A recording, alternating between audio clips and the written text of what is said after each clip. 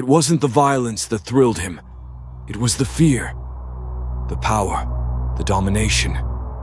Watching terror in someone's eyes and knowing he caused it.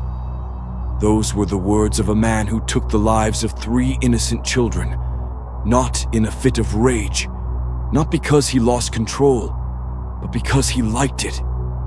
And if that doesn't chill you, keep listening, because the story of Joseph Juber IV only gets darker. Juber was born in 1963 in Massachusetts. By all appearances, he was a normal kid, quiet, polite, almost sweet. Teachers liked him. Neighbors said he was respectful. But behind that calm exterior, something was already cracking. When John was 6, his parents divorced. His mother took him and his sister to Maine, cutting off all contact with their father. No calls, no letters, no visits. He just disappeared. And his mother never explained why. For most kids, that kind of loss hurts. For John, it festered. He began to blame his mother. That blame turned into bitterness, and that bitterness hardened into hate. Not loud, not violent, but quiet, slow, and poisonous. She controlled every part of his life. What he ate, who he spoke to, where he went. She was strict, authoritarian, emotionally cold, and John was powerless to fight back. So he redirected that anger inward, and eventually, outward, toward others. By middle school, the cracks were visible. He was isolated, bullied, mocked, ignored, the perfect target. He didn't fight back. But inside, he was building a fantasy world where he had the power. Somewhere around age 12, those fantasies turned violent.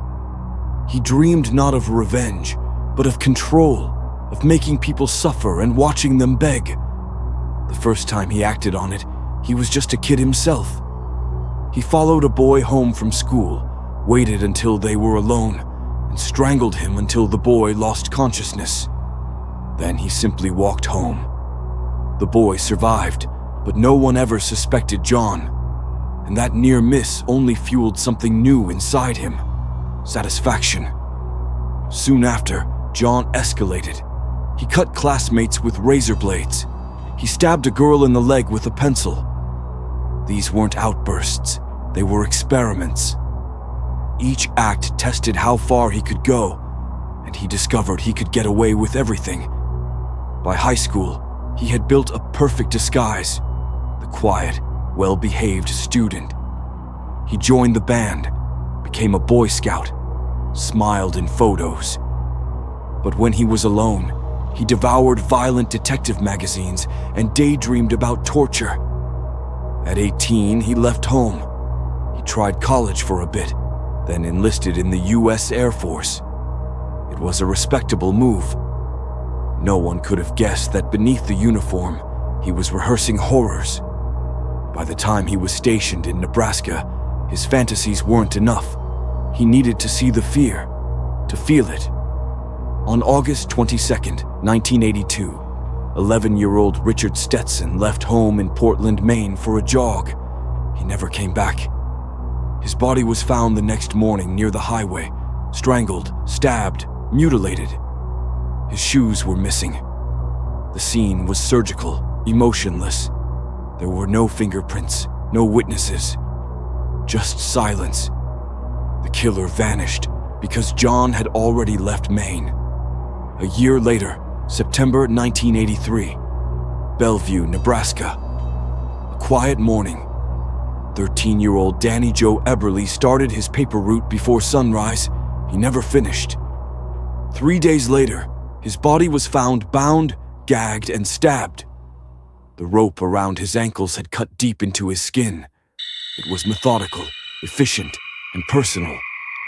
The community was terrified. Police had nothing, no prints, no fibers, just the faint memory of a tan car spotted near the boy days before. Then, only 2 months later, it happened again. December 2nd, 1983, Christopher Walden, 12 years old, walking to school. A tan car pulled up. The driver asked for directions. Then he stepped out with a knife. Chris tried to run. He didn't make it. When police found his body, he was nearly decapitated. Bound, gagged, brutalized. It was the same pattern, the same calm, deliberate cruelty. By now, everyone in Nebraska knew there was a monster among them.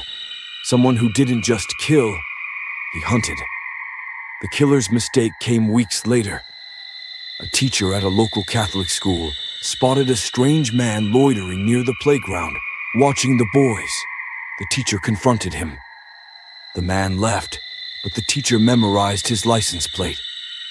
That single decision cracked the case. Police traced the car to John Juber. When they brought him in, he was calm, polite, cooperative.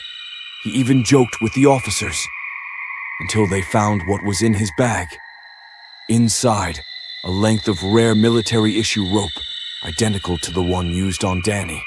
A hunting knife, the same size and shape as the murder weapon. Under pressure, Juber confessed.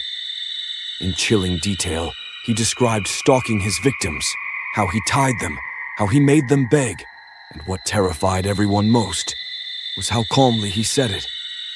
He admitted the killings excited him. When investigators reopened the main case, they found the same signature, the same surgical precision. Forensic experts compared bite marks from Richard Stetson's body to Juber's dental impressions. It was a perfect match. Now he was tied to 3 murders, all boys, all under 14. Psychologists examined him. They found obsessive-compulsive traits, sadistic fantasies, and antisocial personality disorder. But he wasn't insane. He knew right from wrong. He just didn't care. In Nebraska, Juber pleaded guilty and was sentenced to death. In Maine, another life sentence followed. He spent over a decade on death row, appealing, complaining that exceptional depravity was too vague a term for execution. But no one believed him. He said he was sorry, and in the same breath admitted that the killings had calmed him, that they gave him release. He said if he were ever freed, he would do it again. On July 17, 1996, at age 33, the state of Nebraska carried out the sentence. His last meal was simple: pizza with green peppers and onions, strawberry cheesecake, and black coffee. He walked to the electric chair with no visible fear, calm, almost peaceful. At 12:19 a.m., 2 jolts of 2,450 volts ended his life. But for the families, it wasn't over. Danny's parents moved away, unable to bear the memories. Christopher's mother kept her son's room untouched for 15 years. Ricky's father stopped speaking almost entirely. He destroyed families, communities, and a sense of safety that would never return. The monster behind the smile. What made John Juber truly terrifying wasn't what he did, it was why. He didn't kill out of anger. He didn't lose control. He killed because he enjoyed the fear. He once said that in those moments he felt untouchable, like a god, holding life and death in his hands. He was a compulsive, sadistic predator, cold, methodical, and emotionally dead. Not driven by impulse, but by ritual. And what's most chilling of all, he looked ordinary, a man in uniform, a polite neighbor, the kind of person you wouldn't notice until it was too late. People like Juber don't look like monsters, but they practice evil like a habit, over and over, until the fantasy becomes reality. In the end, electricity stopped him. But the damage he left behind still hums in the hearts of those families.